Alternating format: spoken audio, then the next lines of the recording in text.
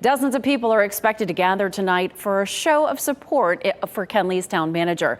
Justine Jones was voted out this week by the town council. Today is her last day. She's been the center of this independent investigation after the entire police force, everybody, resigned, citing a hostile work environment. But then that claim was unsubstantiated.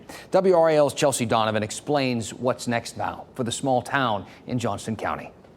In 2 hours, dozens are expected to gather here at this church in Kenly for a Justice for Justine rally. Jones, former Kenly town manager, is expected to speak, perhaps shedding light on why she was ousted this week by the town council. The town of Kenly is moving full speed ahead on the search for a new town manager.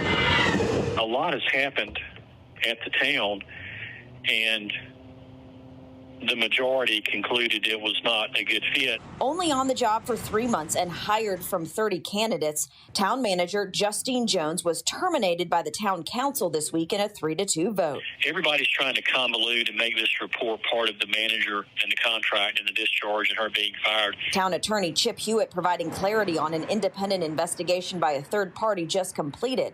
That investigation is confidential, but it found no hostile work environment as alleged by the police chief and the town clerk. The entire police force, including Chief Josh Gibson, resigned in July. The investigator interviewed over 13 people. The report finding that there is no hostile work environment did not result in her being terminated. Hewitt also said race was not a factor.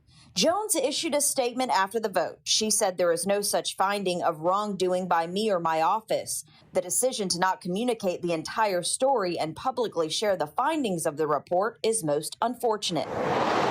Hewitt said a committee has now been formed to search for a new police chief. Johnston County Sheriff's Office has jurisdiction now, but not indefinitely. Once the interim manager is appointed or hired, they're going to immediately engage in a police chief search.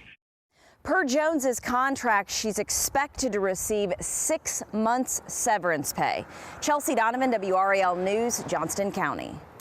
Justine Jones sued her previous employer, Richland County, South Carolina, for gender and racial discrimination. She alleged hostile treatment by Richland County leaders. She was terminated on March 30th, 2015, and that lawsuit was later voluntarily dismissed.